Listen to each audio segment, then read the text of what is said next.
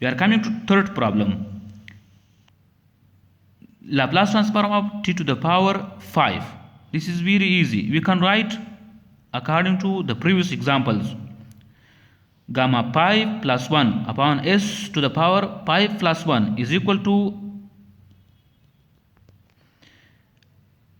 pi factorial upon s to the power 6. This pi factorial we can write 1 times 2 times 3 times 4 times 5. So if we multiply this value, we will get 120 upon s to the power 6.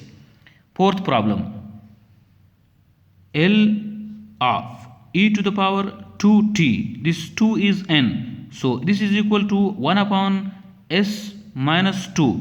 In the fifth problem, Laplace transform of e to the power minus 3t, this 3 is n, is equal to 1 upon s minus 3 is equal to 1 upon s plus 3.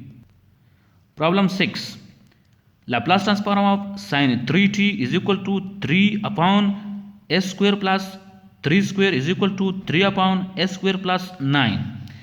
Seventh problem. Laplace transform of sin t. So here we can put only 1 because 1 is in place of a is equal to 1 upon s square plus 1 square is equal to 1 upon s square plus 1.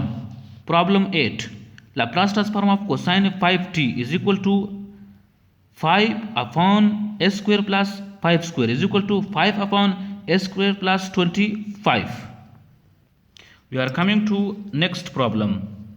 Problem 9. Laplace transform of cosine hyperbolic 5t is equal to 5 upon s square minus 5 square is equal to 5 upon s square minus 25. Problem 10.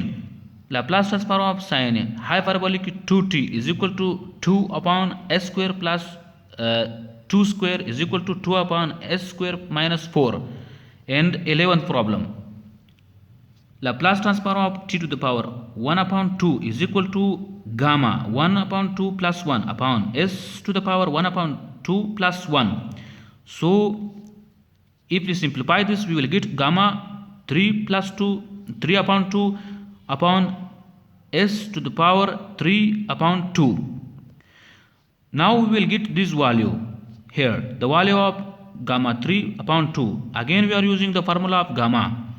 If we use this formula, we will get the value of gamma 3 upon 2 here, the same like this. If you look, this value is become pi under root upon 2. So put this value in the place of 3 upon 2 gamma. So we will get Laplace transform of t to the power 1 upon 2 is equal to under root gamma under root 5 upon 2 s to the power 3 upon 2.